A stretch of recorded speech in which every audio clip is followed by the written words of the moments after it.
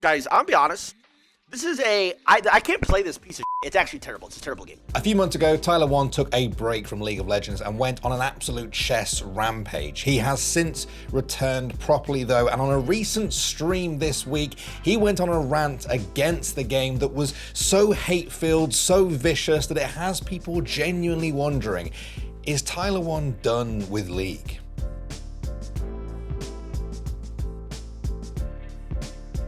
Alright, so as I'm sure many of you are aware, Tyler1 has been medically diagnosed as being built different. A few months ago, everyone was losing their minds that the toxic/reformed League streamer was seemingly conquering the chess world. No!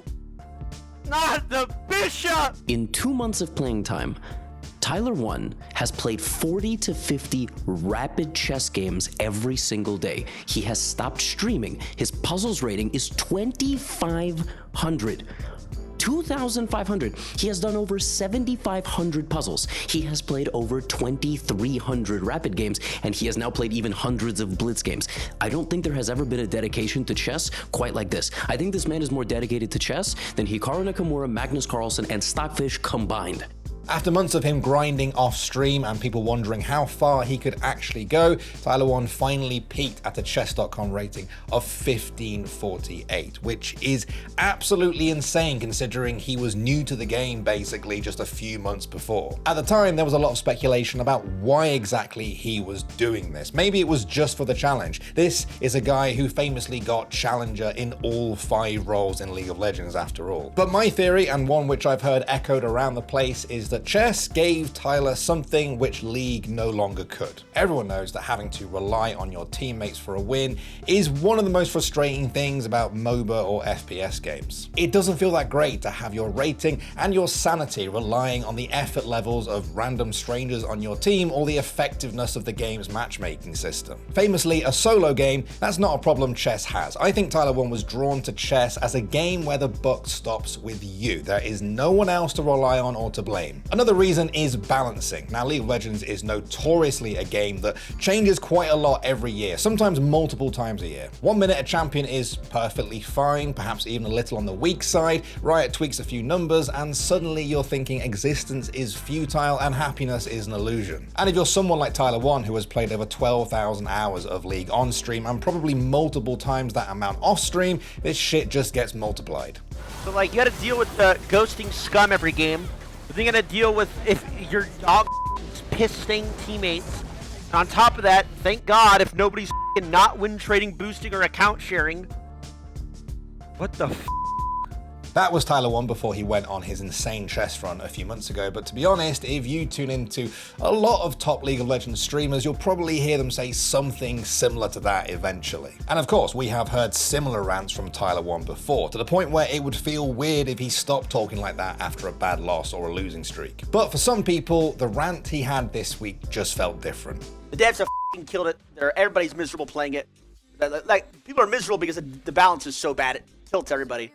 I probably got like one game. I'll probably play like one game a day on like a silver account just to post on YouTube. Seriously, this is trash. It is so bad. I cannot sit here and play this piece.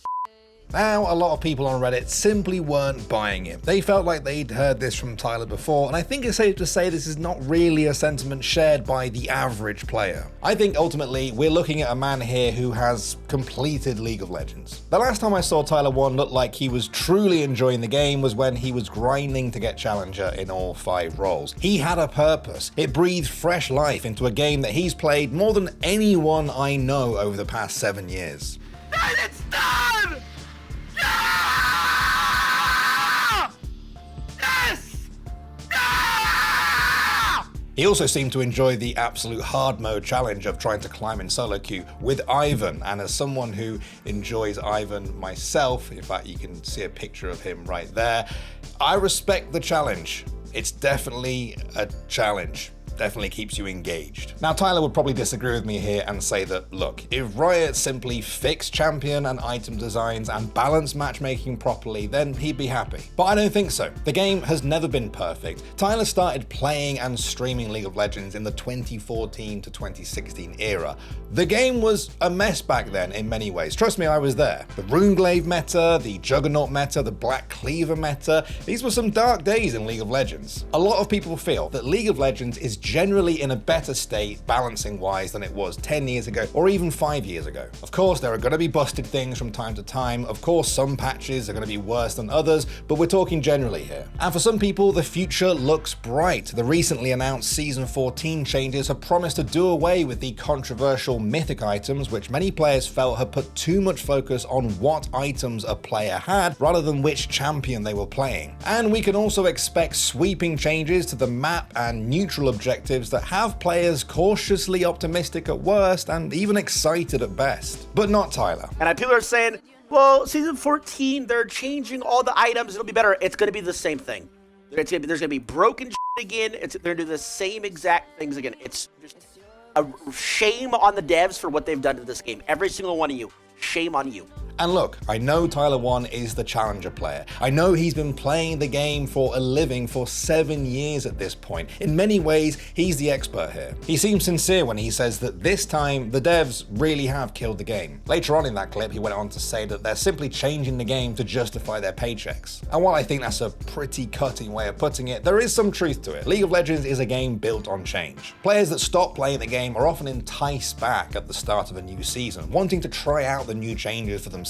And if a few champions, items, or roles get overtuned in the process, I think Riot sees that as reasonable collateral damage. If Riot wanted to pretty much perfectly balance League of Legends, a little bit like chess, they probably could have at this point. They've had over a decade. They are a massive company. It's well within their means. And I get it. It's really frustrating when your solo queue games feel like they're decided by the meta of the month. And this is something the pro scene has had to struggle with since the inception of LoL esports. Teams will work their asses off trying to get really good at a specific meta. Their jobs are on the line, and then Riot just flips the whole game on its head, sometimes dangerously close to a new tournament. So in some ways, I do take Tyler's point, and he does seem sincere when he says he can't play the game. But until he does actually quit, until he uninstalls the game and stops streaming it, people are always going to see this as just him crying wolf. And sure enough, after all of this, after going on that huge rant, Tyler did in fact return to League the following day.